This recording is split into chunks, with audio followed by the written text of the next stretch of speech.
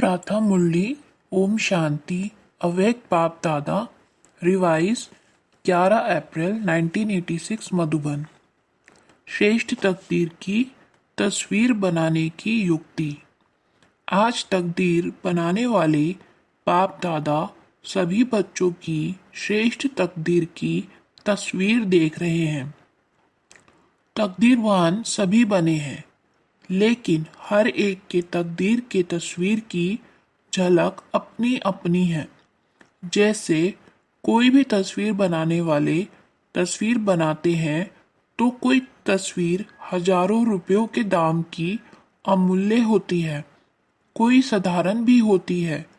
यहाँ बाप दादा द्वारा मिले हुए भाग्य को, तकदीर को तस्वीर में लाना अर्थात प्रैक्टिकल जीवन में लाना है। इसमें अंतर हो जाता है। तकदीर बनाने वाले ने एक ही समय और एक ने ही सभी को तकदीर बांटी, लेकिन तकदीर को तस्वीर में लाने वाली हर आत्मा भिन्न भिन्न होने के कारण जो तस्वीर बनाई है उसमें नंबरवार दिखाई दे रहे हैं। कोई भी तस्वीर की विशेषता नैन और मुस्कुराहट होती है। इन दो विशेषताओं से ही तस्वीर का मूल्य होता है। तो यहाँ भी तकदीर के तस्वीर की यही दो विशेषताएं हैं। नयन अर्थात रूहानी विश्व, कल्याणी, रहमदिल, परोपकारी दृष्टि। अगर दृष्टि में ये विशेषताएं हैं तो भाग्य की तस्वीर श्रेष्ठ है। मूल बात है दृष्टि और मुस्कुराहट, चेहरे की चमक। यह है सदा संतुष्ट रहने की, संतुष्टता और प्रसन्नता की झलक। इसी विशेषताओं से सदा चेहरे पर रूहानी चमक आती है, रूहानी मुस्कान अनुभव होती है। ये दो विशेषताएं ही तस्वीर का मूल्य बढ़ा देती हैं। तो आज यही देख रहे थे। तकदीर की तस्वीर तो सभी ने बनाई है। तस्वीर बनाने की कलम बाप ने सबको दी है। वह कलम है श्रेष्ठ स्मृति, श्रेष्ठ कर्मों का ज्ञान। श्रेष्ठ कर्म और श्रेष्ठ संकल्प अर्थात स्मृति। इस ज्ञान की कलम द्वारा हर आत्मा अपने तकदीर की तस्वीर बना रही है और बना भी ली है। तस्वीर तो बन गई है, नैन चैन भी बन गए हैं। अब लास्ट टचिंग है संपूर्णता की, बाप समान बनने की। डबल विदेशी चित्र बनाना ज़्यादा पसंद करते हैं ना, तो बाप दादा भी आज सभी की तस्वीर देख रहे हैं। हर एक अपनी तस्वीर देख सकते हैं ना कि कहाँ तक तस्वीर मूल्यवान बनी है। सदा अपनी इस रूहानी तस्वीर को देख इसमें संपूर्णता लाते रहो। विश्व की आत्माओं से तो श्रेष्ठ भाग्यवान कोटों में कोई, कोई में भी कोई अमूल्य व श्रेष्ठ भाग्यवान तो हो ही, लेकिन एक है श्रेष्ठ, दूसरे है श्रेष्ठ ते श्रेष्ठ। तो श्रेष्ठ बने हैं व श्रेष्ठ से श्रेष्ठ बने हैं, ये चेक करना है। अच्छा, अब डबल विदेशी रेस्ट करेंगे ना। आगे नंबर लेना है व आगे वालों को देख खुश होना है। देख देख खुश होना भी आवश्यक है, लेकिन स्वयं पीछे होकर नहीं देखो। साथ साथ होते दूसरों को भी देख हर्षित हो चलो। स्वयं भी आगे बढ़ो और पीछे वालों को भी आगे बढ़ाओ। इसी को भी कहते हैं परोपकारी। ये परोपकारी बनना इसकी विशेषता है स्वार्थ भाव से सदा मुक्त रहना। हर परिस्थिति में, हर कार्य में, हर सहयोगी संगठन में जितना निस्वार्थपन होगा उतना ही परोपकारी होगा। स्वयं सदा भरपूर अनुभव करेगा, सदा प्राप्ति स्वरूप की स्थिति में होगा। तब परोपकारी की लास्ट स्टेज अनुभव कर और दूसरों को करा सकेंगे। जैसे ब्रह्मा बाप को देखा लास्ट समय की स्थिति में उपराम और परोपकार ये विशेषता सदा देखी। स्व के प्रति कुछ भी स्वीकार नहीं किया, ना महिमा स्वीकार की, ना वस्तु स्वीकार की, ना रहने का स्थान स्वीकार किया। स्थूल और सूक्ष्म सदा पहले बच्चे, इसको कहते हैं परोपकारी। यही संपन्नता की, संपूर्णता की निशानी है। समझा? मुरलियां तो बहुत सुनी, अब मुरलीधर बन सदा नाचते और नचाते रहना है। मुरली से सांप के विष को भी समाप्त कर लेते हैं। तो ऐसा मुरलीधर हो जो किसी का कितना भी कड़ुआ स्वभाव संस्कार हो उसको भी वश कर दे, अर्थात उससे मुक्त कर नचा दे, हर्षित बना दे। अभी ये रिजल्ट देखेंगे कि कौन कौन ऐसे योग्य मुरलीधर बनते हैं। मुरली से भी प्यार है, मुरलीधर से भी प्यार है, लेकिन प्यार का सबूत है जो मुरलीधर की हर बच्चे प्रति शुभ आशा है वह प्रैक्टिकल में दिखाना। प्यार की निशानी है जो कहा वह करके दिखाना। ऐसे मास्टर मुरलीधर हो ना, बनना ही है। अब नहीं बनेंगे तो कब बनेंगे? करेंगे ये ख्याल नहीं करो, करना ही है। हर एक यही सोचे कि हम नहीं करेंगे तो कौन करेगा। हमको करना ही है, बनना ही है। कल्प की बाजी जितनी ही है, पूरे कल्प की बात है। तो फर्स्ट डिवीजन में आना है, ये दृढ़ता धारण करनी है। कोई नई बात कर रहे हो क्या? कितना बार की हुई बात को सिर्फ लकीर के ऊपर लकीर खींच रहे हो। ड्रामा की लकीर खींची हुई है, नई लकीर भी नहीं लगा रहे हो जो सोचो कि पता नहीं सीधी होगी व नहीं। कल्प कल्प की बनी हुई प्रारब्ध को सिर्फ बनाते हो क्योंकि कर्मों के फल का हिसाब है। बाकी नई बात क्या है? ये तो बहुत पुरानी है, हुई पड़ी है। यह है अटल निश्चय, इसको दृढ़ता कहते हैं, इसको तपस्वी मूर्त कहते हैं। हर संकल्प में दृढ़ता माना तपस्या। अच्छा, बाप दादा हाईएस्ट होस्ट भी है और गोल्डन गेस्ट भी है। होस्ट बनकर भी मिलते हैं, गेस्ट बनकर आते हैं, लेकिन गोल्डन गेस्ट है। चमकीला है ना? गेस्ट तो बहुत देखे लेकिन गोल्डन गेस्ट नहीं देखा। जैसे चीफ गेस्ट को बुलाते हो तो वे थैंक्स देते हैं, तो ब्रह्मा बाप ने भी होस्ट बन इशारे दिए और गेस्ट बन सबको मुबारक दे रहे हैं। जिन्होंने पूरी सीजन में सेवा की उन सबको गोल्डन गेस्ट के रूप में बधाई दे रहे हैं। सबसे पहले मुबारक किसको? निमित्त दादियों को। बाप दादा निर्विघ्न सेवा के समाप्ति की मुबारक दे रहे हैं। मधुबन निवासियों को भी निर्विघ्न हर्षित बन मेहमान निवाजी करने की विशेष मुबारक दे रहे हैं। भगवान भी मेहमान बन आया तो बच्चे भी, जिसके घर में भगवान मेहमान बनकर आवे वे कितने भाग्यशाली हैं। रथ को भी मुबारक है क्योंकि ये पाठ बजाना भी कोई कम बात नहीं। इतनी शक्तियों को इतना समय प्रवेश होने पर धारण करना ये भी विशेष पाठ है। लेकिन ये समाने की शक्ति का फल आप सबको मिल रहा है, तो समाने की शक्ति की विशेषता से बाप दादा की शक्तियों को समाना ये भी विशेष पाठ कहो व गुण कहो।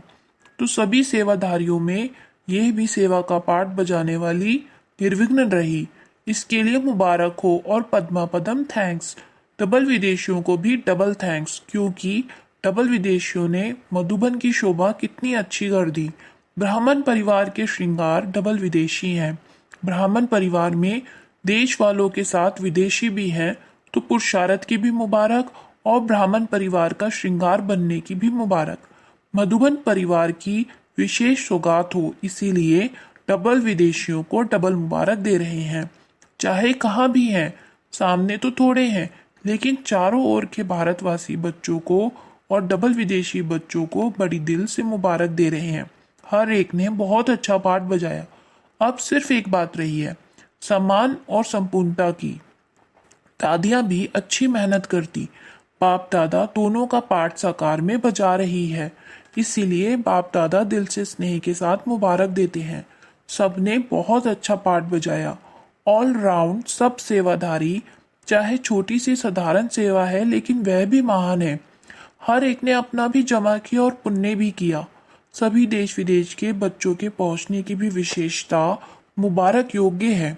सब महारथियों ने मिलकर सेवा का श्रेष्ठ संकल्प प्रैक्टिकल में लाया और लाते ही रहेंगे। सेवा में जो निमित्त है उन्हों को भी तकलीफ नहीं देनी चाहिए। अपने अलबेलेपन से किसको मेहनत नहीं करानी चाहिए। अपनी वस्तुओं को संभालना ये भी नॉलेज है।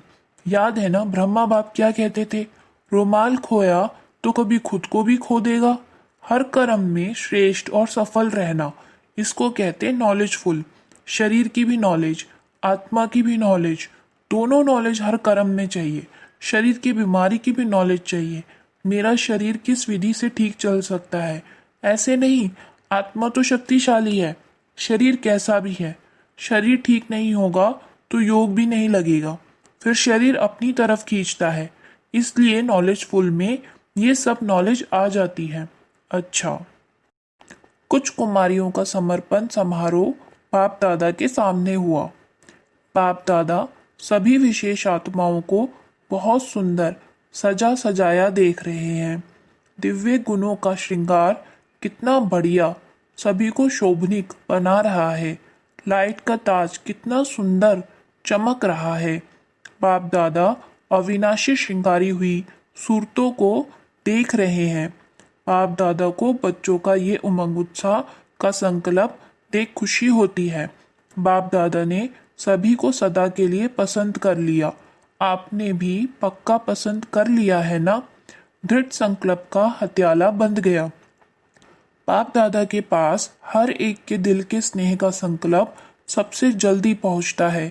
अभी संकल्प में भी ये श्रेष्ठ बंधन ढीला नहीं होगा, इतना पक्का बांधा है ना। कितने जन्मों का वादा किया। ये ब्रह्मा बाप के साथ सदा संबंध में आने का पक्का वायदा है और गारंटी है कि सदा भिन्न नाम रूप संबंध में 21 जन्म तक तो साथ रहेंगे ही। तो कितनी खुशी है। हिसाब कर सकती हो, इसका हिसाब निकालने वाला कोई नहीं निकला है। अभी ऐसे ही सदा सजे सजाए रहना, सदा ताजधारी रहना और सदा खुशी में हंसते गाते रूहानी मौज में रहना। आज सभी ने दृढ़ संकल्प किया ना कि कदम कदम पर रखने वाले बनेंगे। वे तो स्थूल पांव के ऊपर पांव रखती हैं, लेकिन आप सभी संकल्प रूपी कदम पर कदम रखने वाले। जो बाप का संकल्प है बच्चों का संकल्प, ऐसा संकल्प किया एक कदम भी बाप के कदम के सिवाय यहाँ वहाँ का ना हो। हर संकल्प समर्थ करना अर्थात बाप के समान कदम के पीछे कदम रखना। अच्छा, विदेशी भाई बहनों से जैसे विमान में उड़ते उड़ते आए, ऐसे बुद्धि रूपी विमान भी इतना ही फास्ट उड़ता रहता है ना। क्योंकि वह विमान सरकमस्टांस के कारण नहीं भी मिले, लेकिन बुद्धि रूपी विमान सदा साथ है और सदा शक्तिशाली है, तो सेकंड में जहां चाहे वहां पहुंच जाए। तो इस विमान के मालिक हो ना, सदा ये बुद्धि का विमान एवर रेडी हो, अर्थात सदा बुद्धि की लाइन क्लियर हो।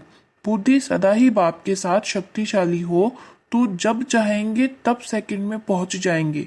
जिसका बुद्धि का विमान पहुंचता है उसका वह भी विमान चलता है। बुद्धि का विमान ठीक नहीं तो वह विमान भी नहीं चलता।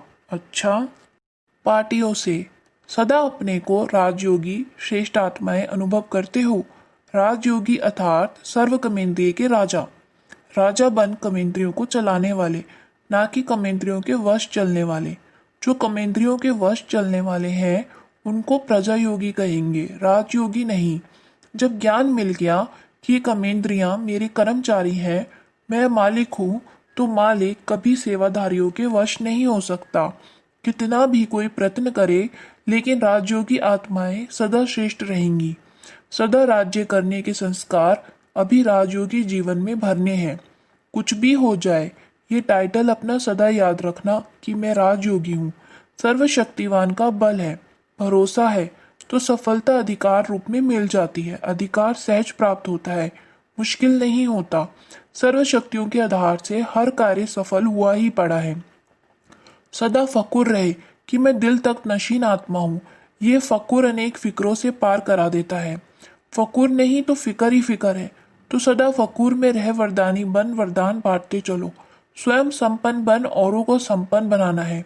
औरों को बनाना अर्थात स्वर्ग की सीट का सर्टिफिकेट देते हो, कागज का सर्टिफिकेट नहीं, अधिकार का। अच्छा, हर कदम में पद्मों की कमाई जमा करने वाले अखुट खजाने के मालिक बन गए, ऐसे खुशी का अनुभव करते हो।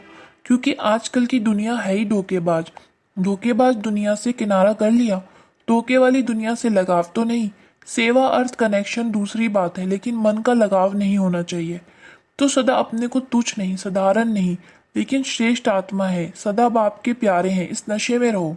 जैसा बाप वैसे बच्चे, कदम कदम पर रखते अर्थात फॉलो करते चलो तो बाप समान बन जाएंगे। समान बनना अर्थात संपन्न बनना, ब्राह्मण जीवन का यही तो कार्य है। सदा अपने को बाप के रूहानी बगीचे के रूहानी गुलाब समझते हो। सबसे खुशबू वाला पुष्प गुलाब होता है। गुलाब का जल कितने कार्यों में लगाते हैं। रंग रूप में भी गुलाब सर्वप्रिय है। तो आप सभी रूहानी गुलाब हो। आपकी रूहानी खुशबू औरों को भी स्वतः आकर्षण करती है। कहाँ भी कोई खुशबू की चीज होती है तो सबका अटेंशन स्वतः ही जाता है।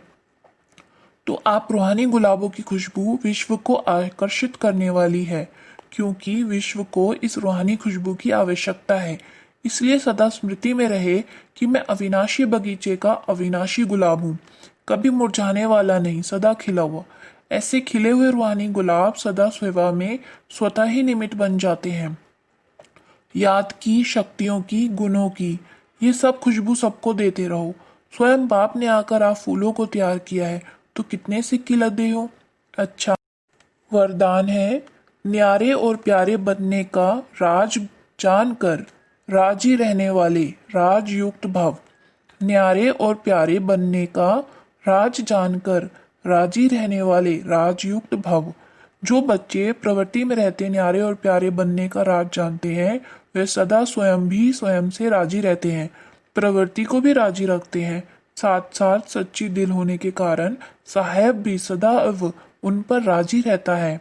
ऐसे राजी रहने वाले राजयुक्त बच्चों को अपने प्रति व अन्य किसी के प्रति किसी को काजी बनाने की जरूरत नहीं रहती, क्योंकि वे अपना फैसला अपने आप कर लेते हैं। इसलिए उन्हें किसी को काजी, वकील या जज बनाने की जरूरत ही नहीं। स्लोगन: सेवा से जो दुआएं मिलती हैं वह दुआएं ही तंदुरुस्ती का आधार है। सेवा से जो दुआएं मिलती हैं वह दुआएं ही तंदुरुस्ती का आधार है। ओम शांति। ओम शांति।